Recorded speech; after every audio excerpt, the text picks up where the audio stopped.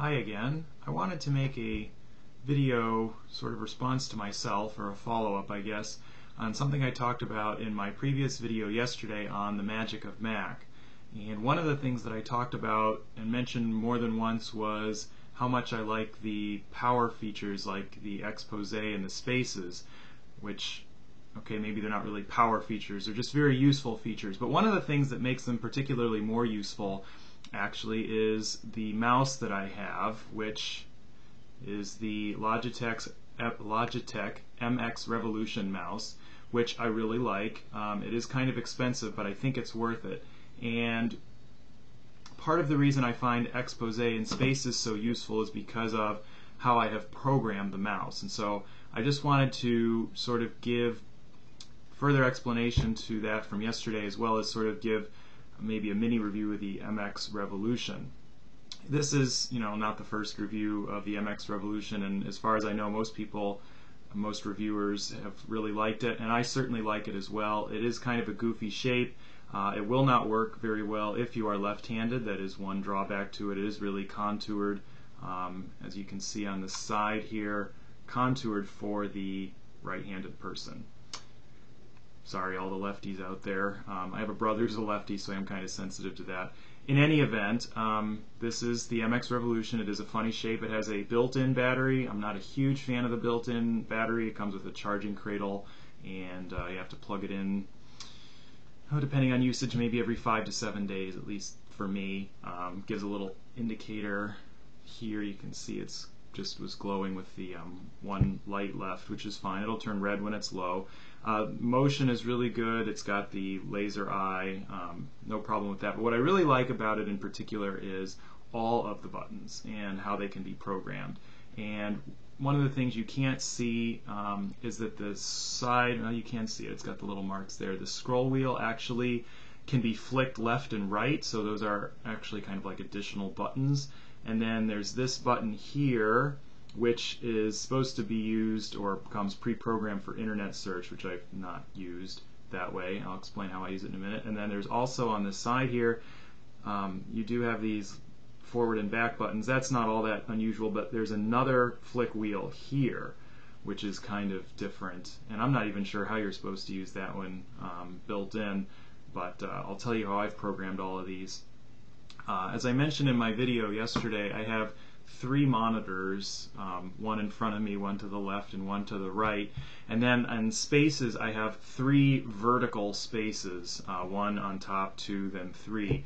And so what I use this side button for here, actually, the side scroll wheel, is I flick that down to go down a space, and then flick it up to go up a space. So I can zoom around without really moving my hand at all off of the mouse, which I find very useful. I know the default is some keyboard keys, but to be honest, I never use those keyboard keys on my desktop. I just use the flick wheel on the side here. Again, I have no idea what that's supposed to be used for, but that's how I've programmed it to use it, and that's one of the reasons I've stacked my spaces top and bottom, is so that it logically matches up with that motion. And then the other reason I've done that is so that when I use the expose feature, it can show all of the spaces, and I can actually see what everything is there on the one screen. If they were strung out left to right, each screen would be microscopic in the middle because it'd be stringing all 9 of them together across one, and that just wouldn't work very well. So anyway, that's how I have that, and that I find to be incredibly useful, and maybe there's others out there who haven't thought of that and would like to try it. Then the other thing I've done here on this wheel here is I've programmed the flick left and right. So if I flick this way, all of my windows go flying off to expose the desktop, and if I flick that way, I get the expose feature, and then I can flick it again to close it. So I'm able to do all of these things very quickly, taking advantage of the extra mouse features.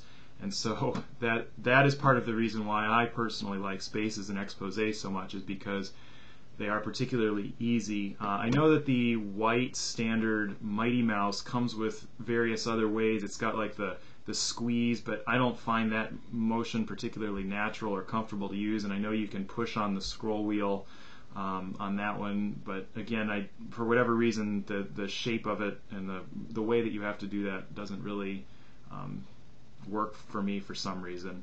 I know it works fine for a lot of people, and that's cool.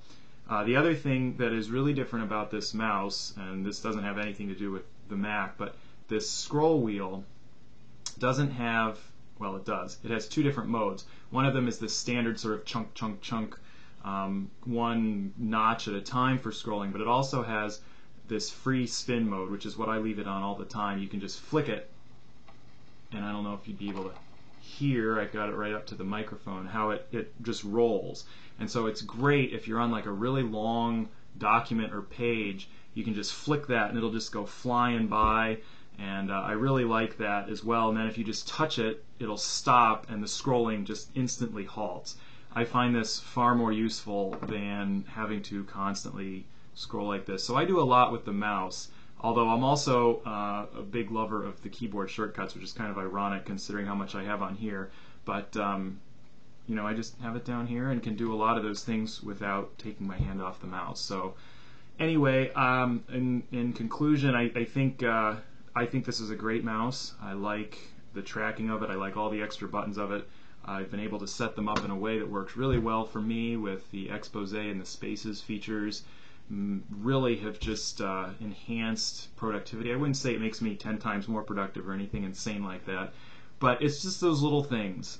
Going back to the video yesterday, those little things like that that can really make the magic of Mac for me, and I'm not aware of direct equivalents of these on Windows. Maybe there's third parties that can do that, but I think it's a combination for me of the features that are there and then how I've set them up. And I had the MX Revolution before I had the Mac. I got this when I was still using Windows, and I loved it then too, but I really love the new features that I programmed into these buttons. And one other note there, just for anyone else who's interested, I do not use the Logitech software. I found that the Logitech software it had some sort of quirky driver issue when I first got going with it, and so I just didn't use it. I think it caused Growl to crash or something like that. I paid for this third-party driver called Steer Mouse, S-T-E-E-R mouse. You can Google it if you're interested, and it works great for programming all of the buttons. It even lets you control the notch scrolling versus free scroll on the MX Revolution. So if you have one of these and maybe you're not happy with how the Logitech drivers have been working for you, or you want to look at something different, I would highly recommend that. So anyway, that was just a sort of my take on the combination sort of the Mac features and the hardware that I've chosen, and how I have really enjoyed using it that way. So maybe I gave other people some other ideas. Otherwise, I do highly recommend this mouse if you're looking for a new one, the Logitech MX Revolution. So anyway, thanks for watching, and I'll talk to you later. Bye.